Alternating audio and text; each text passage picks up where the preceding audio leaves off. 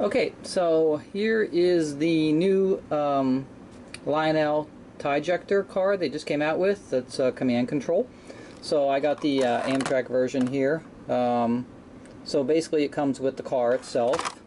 You get a bag of the ties, although they're not dark. I might have to stain them, make them look a little more realistic, but you get a pretty good supply of ties here.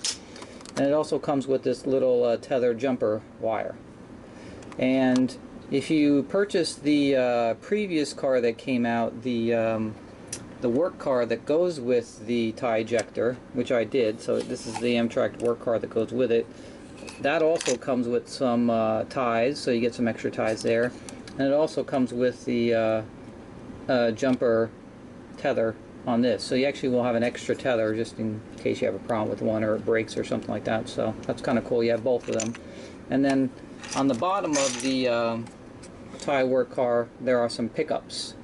So the theory being that you plug this into the TieJector, this runs behind it, and then the pickups on this car also help with the so you don't lose power when you're going over switches and stuff like that, because the TieJector is so short.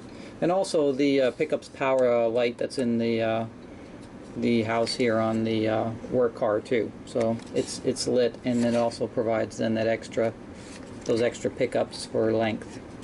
So I do have this one. This was last year sometime. I can't remember when this came out originally, but I picked this up in anticipation of getting the TieJector. So that's that car, and then of course here's the TieJector. And there's really nothing on the bottom except of course the pickups and the run and program switch right here, so you can assign it a TMCC ID. So I was reading the instructions, and it's interesting to note that this car runs in either TMCC or Cab 1 mode. It will not run in legacy mode, so it doesn't really need to, because the only thing it does is basically turn it on and off the ejector.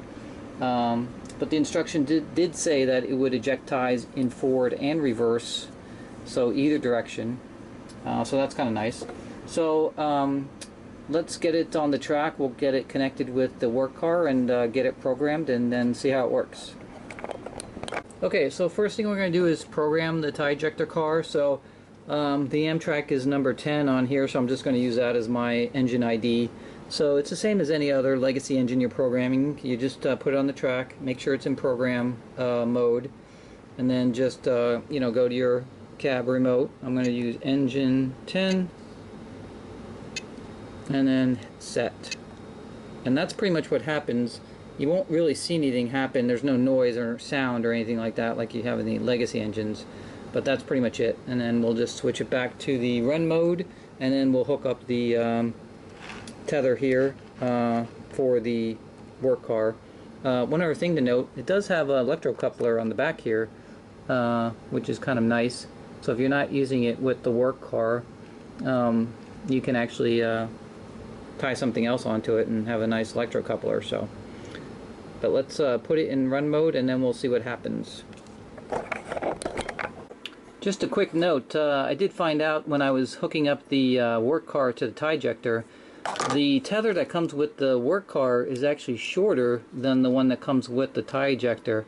Now they both fit, except going around curves, this one is actually too short, and it can't, when the cars start curving, it's not long enough, and it pulls on it and wants to actually derail. So make sure you use the longer one if you're going to use the tether between the cars.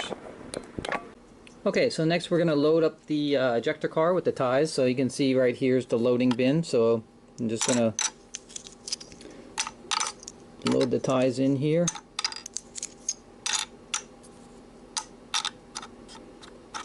Okay. And then we should be ready to go. Just one footnote, there is a headlight, so if anybody was interested in that, there is a lit headlight on the front of the TieJector, and of course then the workhouse also on the work car lights up too, so there's some lighting on there. There's the connection right there. I don't know if you can see, it's a little dark here, but there's the tether connection right here between the two cars. And on my remote, I just manually, after I set the ID, I basically just manually put in the name. There's no module that goes with this car or anything like that. You have to manually put in the name.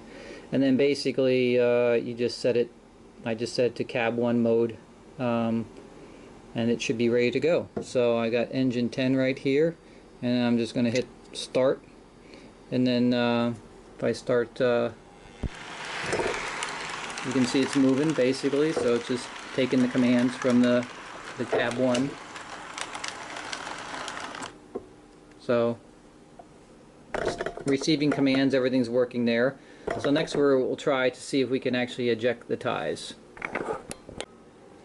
Just a little note about the 2 different modes that you can use. You can either use TMCC or cab 1 mode. So if you use the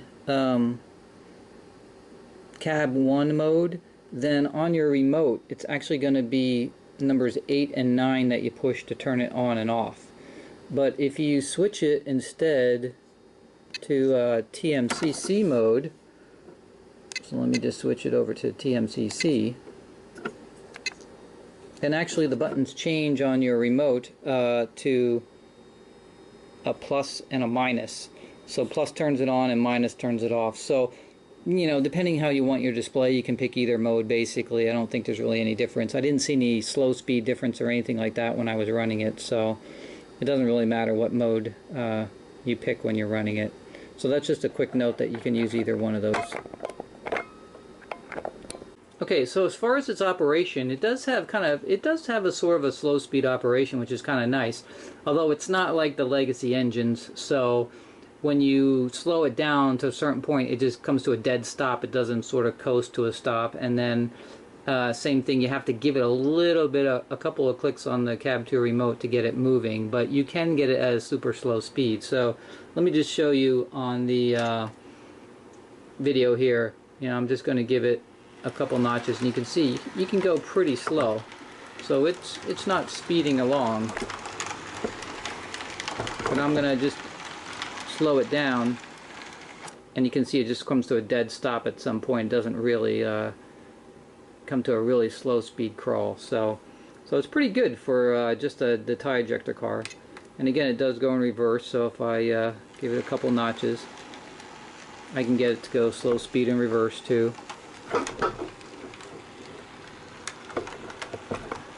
And of course you can speed it up if you want to, but and then it just comes to a dead stop when you get to that point. So, but besides that, it's a pretty nice slow speed operation. So alright, so we're going to just go slow speed here, and then we're just going to click the button on the cab 2 remote, and then basically it should start ejecting ties.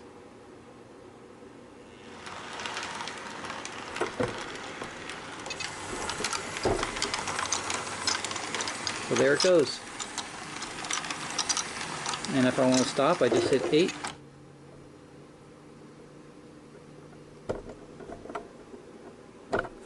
And then basically, however many ties you want to run or you don't want to run. So if I start up again, starts ejecting ties. Hit 8, stops ejecting ties. So pretty simple, pretty nice control. Of course, you can back it up. And let's reload some ties here. They say that you can basically do the same thing with reverse, so you should be able to drop ties in reverse. So let me just put a couple ties in here, and we'll start it up in reverse and see what happens, see if it still ejects. And it does. So whether you're going forward or reverse, doesn't matter, you can eject some ties. It's pretty nice because it doesn't basically throw the ties all over the track. It just drops them to the side of the track. So overall, I'm pretty happy with it. And I picked mine up at Nicholas Smith. It was you know, I think the retail on these is $199, and he had them for $149, which for $149 and a command control operating car like this, I think it's pretty good. So it's got a nice paint finish on it, looks good, works good. So I think they did a good job on this one. And again, if you wanted to, let me zoom in on the electrocoupler here, but you know, basically if you fire the electrocoupler, it does have one on the back here and it disconnects it. So if you weren't using the work car and you had something else you were pulling behind it, then basically you can disconnect it with the rear electrocoupler. So that was kind of a surprise. I wasn't expecting that on the car. It is a lightweight car, so obviously it's not going to be able to pull a lot, whatever you put behind it, but maybe one car, if you have some other kind of caboose or something like that you want to pull behind it, it'll work. So that's pretty much it. So if you're like those operating cars and a little action on your layout, I highly recommend it. It's a pretty good car. Thanks.